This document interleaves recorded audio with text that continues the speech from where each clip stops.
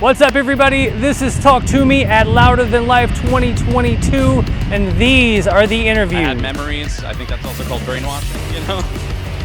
Bands going out and actually making their voices heard and telling their stories. All right, guys, let's welcome Moriah and Ashley to the Talk Toomey Podcast here at NotFest.com. We are Louder Than Life 2022. Ladies, how are we doing? Good. How are you? I'm doing so well. It was great to see you guys kind of kick the day off. Oh, and thank you. The crowd was like pretty big for first band of the day. I was pretty shocked by all that. Yeah, I mean, we've been so shocked about that. I feel like when you get to a festival, you never really know exactly what to expect, especially when you're the first one playing the stage. So it was cool. I guess it's never too early for a rock show. Right. So yeah. Yeah, 100%. That was very shocking to see. It was like, awesome. At 12:30, all these people running in. It's crazy. They're ready. I mean, They were ready to go. It's amazing. That's something I love about the festival gigs is people are just so ready to rock. I know. Like growing up playing in bands, you get a band of bill of 12, and you go out there the first band, and you're like playing to like the sound guy and the bartender, So, but yeah, today I was watching the show, and just so many people out there and into it, and really getting into it.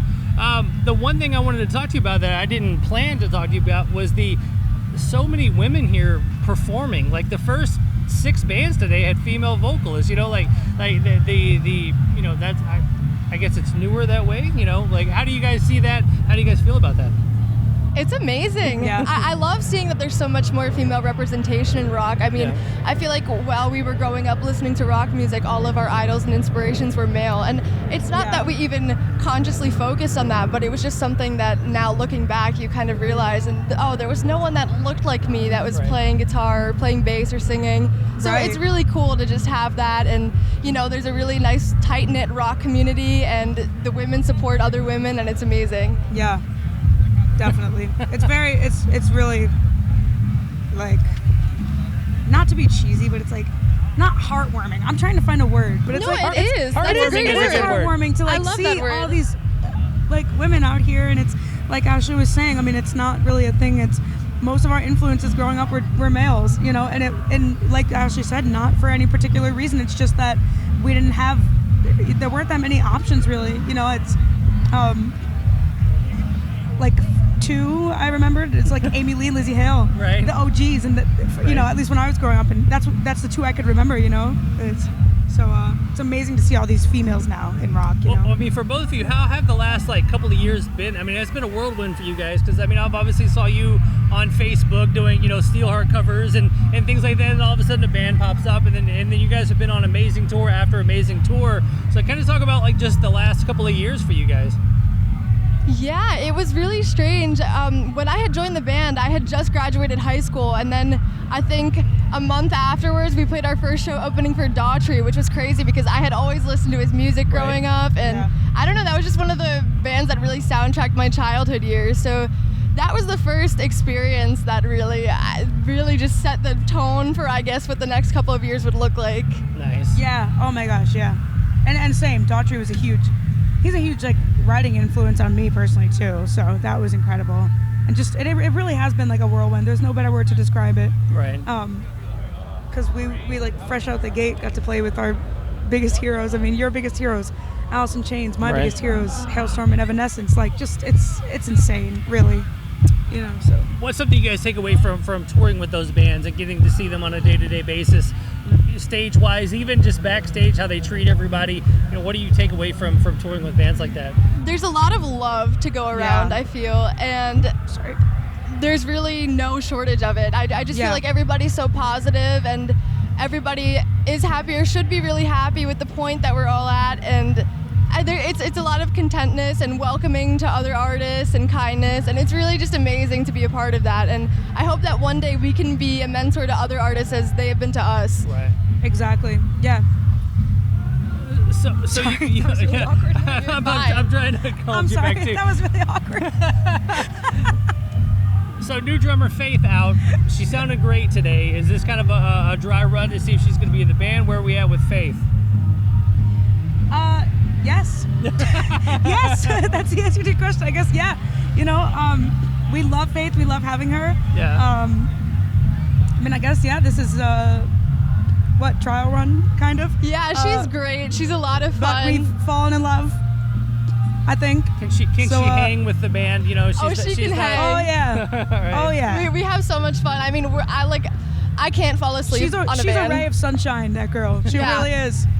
Arizona sunshine. Yeah.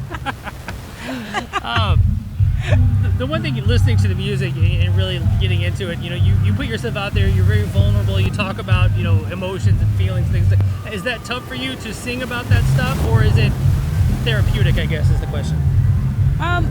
It's really, I guess, the things that are tough is like first releasing the music for everybody to hear it, because, you know, there are always people that are, you know, going to say things like, whoa, well, why are all the theme of your song so negative? Or what do you have to be upset about? You're like 20, you know, and like, oh, you know, like, I'll just, you know, I'll stop whining about, like, you always hear like a couple of those things, but for the most part, it's really positive. And honestly, for the most part, singing about those things, it's just really therapeutic, like you said, and it's, you know, and it's for other people too. It's therapy for us, but it's also therapy for the other people, and or at least we hope it is. Right. And I was saying in one of the to somebody else today, we were talking about that, and it's very much another form of therapy to see people resonate with the songs. You know, that just adds a whole other element to it. Was that a byproduct that you didn't really think would happen? Were you know, fans coming up to you and being like, hey, I can really relate to this, I can really relate to that. I'm going, like, you almost shoulder the burden of other people, you know, then when they're telling you their story that relates to a song that you do, things like that. Yeah, it definitely was like an unexpected thing where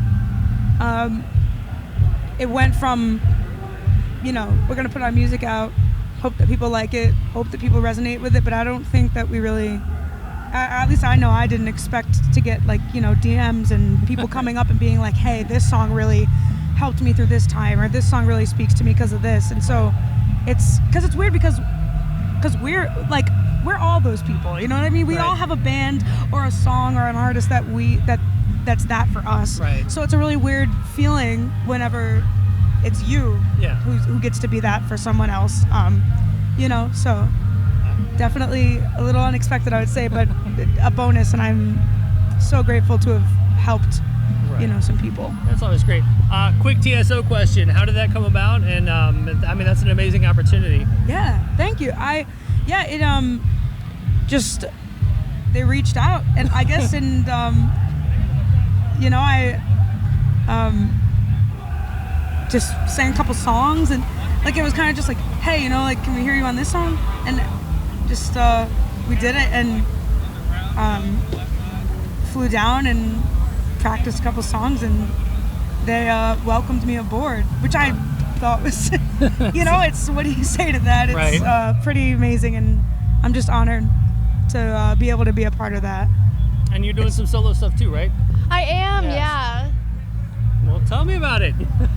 Well, it's kind of funny. I have like a solo pop project aside from the rock band, so it's cool to be able to express myself in these two different outlets. Nice. Her music is freaking awesome. She won't say it, but her music is incredible. I listen to it all the time. It's part of my car jams. I'm telling you, I drive and listen to her album. You are my idol. You are my, no, I'm just kidding. But her music is amazing. Everybody should listen to it. You know, taking her voice and you know, rested it for a second. You tell me all about your stuff, and she jumps in and takes it over. This one's worth it. Trust me. No, so with everything going on for the both of you, how are you you know, getting the next Plush album together and keeping Plush on the forefront?